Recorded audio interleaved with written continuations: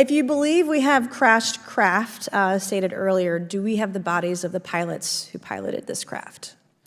As I've stated publicly already in my News Nation interview, biologics came with some of these recoveries, yeah.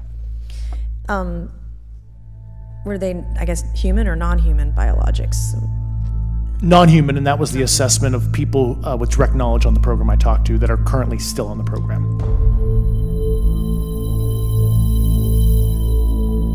Los ovnis o fenómenos anómalos no identificados, UAP por sus siglas en inglés, como ahora se los llama, han estado recibiendo un mayor escrutinio por parte del gobierno de los Estados Unidos en los últimos años, debido al testimonio de alto perfil de testigos creíbles.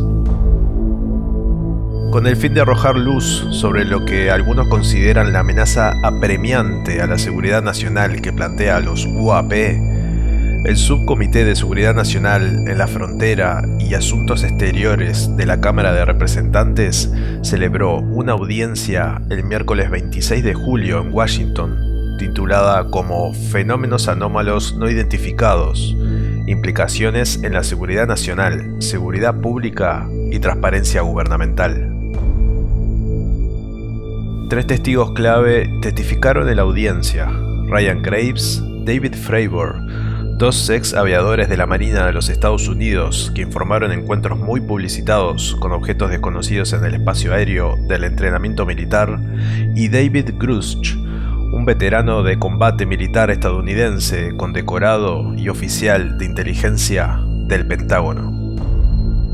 En sus comentarios de apertura, el representante Glenn Grotman declaró que debemos exigir transparencia del Departamento de Defensa y agregó que el Congreso reconoce que el tema de los UAP es multifacético y requiere un enfoque cuidadoso basado en datos. El representante Tim Burchett fue aún más lejos y dijo: tenemos que decirle a la gente del Pentágono que trabajan para nosotros, no que nosotros trabajamos para ellos. Y ese es exactamente el punto, este es el problema de transparencia gubernamental. No podemos confiar en un gobierno que no confía en su gente.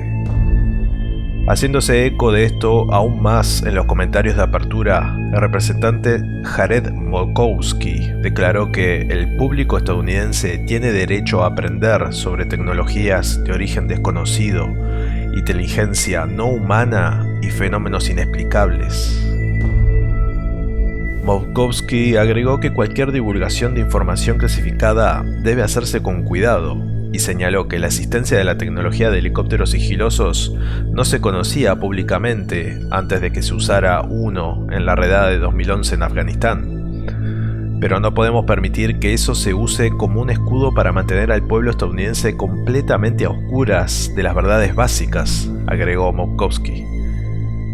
A continuación, los dejaré con unos extractos de las declaraciones de estos altos mandos militares, los cuales están testificando bajo juramento.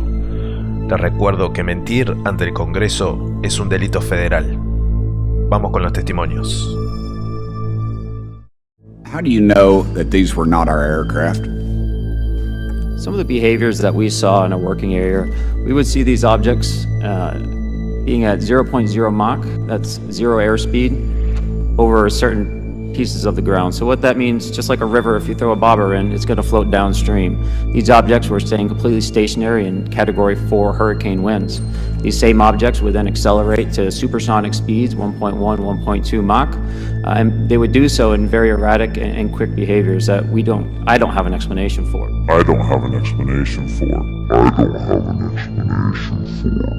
Thank you, Mr. Chairman, and good morning to our witnesses who are testifying today. I want to thank each of you for being here to discuss a topic of grave importance to our national security. Earlier this year, a Chinese spy balloon was shot down off the coast of my home state of South Carolina. Since the Roswell incident in 1947, many Americans have wondered about the dangers of unknown objects crisscrossing our skies. Whether these are UAPs or weather phenomena, advanced technology from American allied or enemy forces, or something more out of this world. So my first question, I have several questions, and if we could just be quick on these first two. I'm going to ask each of you the same question, and then I'll get to each of you individually. The first one, when you reported your experiences with a UAP, did any of you face any repercussions with your superiors, yes or no? No. No. I've actually never seen anything personally, believe it or not. So. All right. And then do you believe there's an active disinformation campaign within our government to deny existence of UAPs, yes or no? I don't have an answer to that.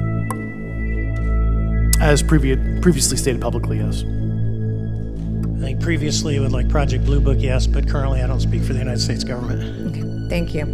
I have a few questions for Mr. Graves. What percentage of UAP sightings, in your belief, go unreported by our pilots? This is an approximation based off of my personal experience speaking with a number of pilots, but I would estimate we're somewhere near 5% reporting, perhaps. So like 95% basically don't report seeing UAPs. That's just my personal estimate. In the incident off Virginia Beach, do you believe the Navy took the danger to your aircraft seriously after it was reported? Absolutely. A few questions for Mr. Favor. As an expert naval aviator, have you ever seen an object that looked and moved like the Tic Tac UAP? No. Did the Tic Tac UAP move in such a way that defied the laws of physics? The way we understand them, yes. Many dismiss UAP reports as classified weapons testing by our own government, but in your experience as a pilot, does our government typically test advanced weapon systems right next to multi-million-dollar jets without informing our pilots? No, we have test ranges for that. It took over 15 years for your encounter with the Tic Tac to be declassified. Do you feel there was a good reason to prevent lawmakers from having access to this footage? No, I just think it was ignored when it happened, and it just sat somewhere in a file. Never got reported. In a drawer. It happens a lot up here. Shocker. Mr. Grusch, a couple of questions for you too, sir, this morning. What percentage of UAPs do you feel are adequately investigated by the U.S. government? Of the 5% that are reported. I can only speak for my personal leadership over at NGA. I tried to look at every report that came through that I could triage. So. Do you believe that officials at the highest levels of our national security apparatus have unlawfully withheld information from Congress and subverted our oversight authority? There are certain elected leaders that had more information that I'm not sure what they've shared with certain Gang of Eight members or et cetera, but certainly I would not be surprised. Okay. You've stated that the government is in possession of potentially non-human spacecraft. Based on your experience and extensive conversations with experts, do you believe our government has made contact with intelligent extraterrestrials? Something I can't discuss in public setting. Okay, I can't ask when you think this occurred. If you believe we have crashed craft, stated earlier, do we have the bodies of the pilots who piloted this craft? As I've stated publicly already in my News Nation interview, biologics came with some of these recoveries. Yeah. Were they, I guess, human or non-human biologics? Non-human, and that was the assessment of people with direct knowledge on the program I talked to that are currently still on the program. And was this documentary evidence, this video, photos, eyewitness? Like, how would that be determined? The specific documentation I would have to talk to you in a skiff about. Gotcha. Okay. So, and you may or may not be able to answer my last question, and maybe we get into a skiff at the next hearing that we have, but who in the government, either what agency, sub-agency, what contractors, who should be called into the next hearing about UAPs, either in a public setting or even in a private setting? And you probably can't name names, but what agencies or organizations, contractors, et cetera, do we need to call in to get these questions answered, whether it's about funding, what programs are happening, and what's out there?